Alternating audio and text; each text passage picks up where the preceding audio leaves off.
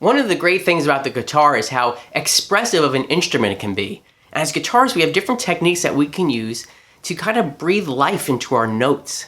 Hi, I'm Joe and welcome to the channel. In this micro lesson, I wanted to talk about how sliding into notes can really jazz up a line. Let's grab a guitar and I'll show you what I'm talking about. So I know this is going to be a little bit subjective, but I'm going to play the same guitar part, but I'm going to stylize it a little differently.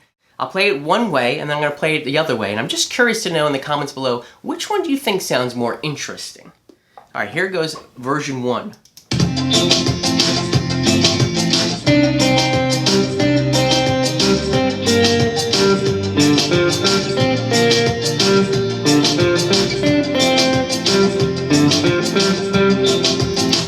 So that was version 1.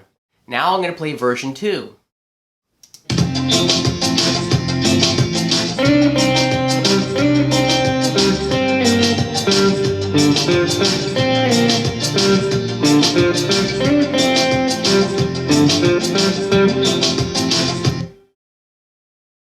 So I'm just curious to know which one you thought sounded more interesting. To me, it was the second one, because I added some slides, I added some expression into the notes. There's nothing wrong with the first one. The first one was, let's play it without any music. The first one was this.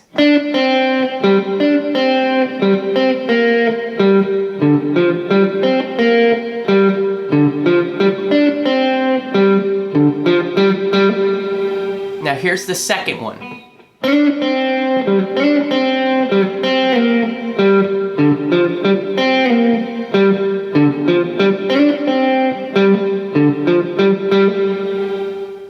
To me, just adding some of those slides into some of the notes made it sound a little bit more vocal to my ears, a little more interesting to listen to. Now, a way to practice this and to start doing this if you're not familiar with this is, I would just take, this is the good old pentatonic box 1.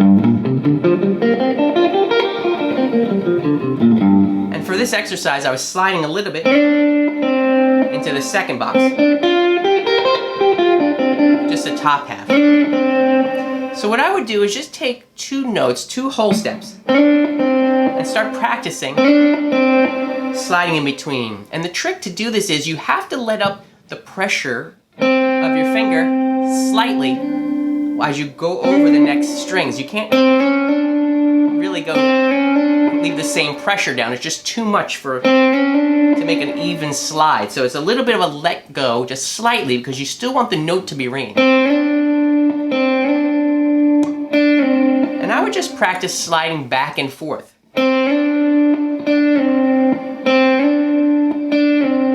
Picking the first note and not picking the next note. You can think of this maybe as like a hammer-on and a pull-off, but it's really just a slide in. And if you wanted to, just to practice going back and forth, just pick it one time and just keep going back and forth. And I noticed when I come back up into the next note, I do put a little bit more pressure down, obviously, to get the note to ring out. So it's pressure, loosen up, and then pressure again. You just have to find that. It's going to be different for everyone. And I would practice sliding in, well, better than that, and just practice sliding into your box 1 notes.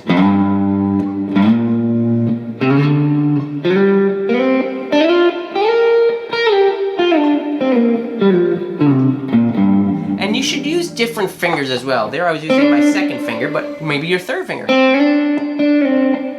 Because you want to get used to this feeling with every finger.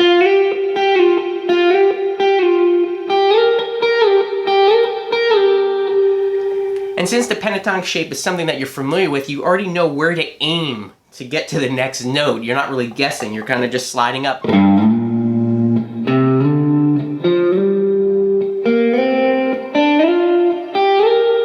There's an interesting exercise I kind of just made up. What if you started each string slide with a different finger? First finger, then the second finger, then the third finger, fourth finger, first finger again. That was ugly. Second finger. Well, that's what you get for making up a exercise on the spot, but I think you get the general idea of where I'm going with this. So practice sliding in. Now, the next step is kind of take a lick or something that you wrote before that was played kind of straight, like the first way we were doing things, and try to put slides in it.